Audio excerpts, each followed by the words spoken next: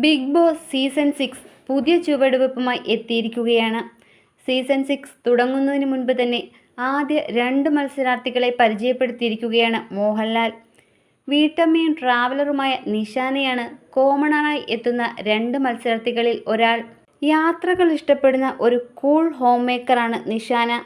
3 കുട്ടികളുടെ അമ്മയായ നിഷാന കോതമംഗലം സ്വദേശിയാണ്. ലോക പര്യവേക്ഷണം ചെയ്യാനും പുതിയ നഗരങ്ങളിലേക്ക് യാത്ര ചെയ്യാനും ഇഷ്ടമാണ് നിഷാനയ്ക്ക്. നേരത്തെ ഒരു ഡെസ്റ്റിനേഷൻ വെഡ്ഡിങ്ങിൽ ഈവന്റ് പ്ലാനറായി നിഷാന പ്രവർത്തിച്ചിരുന്നു.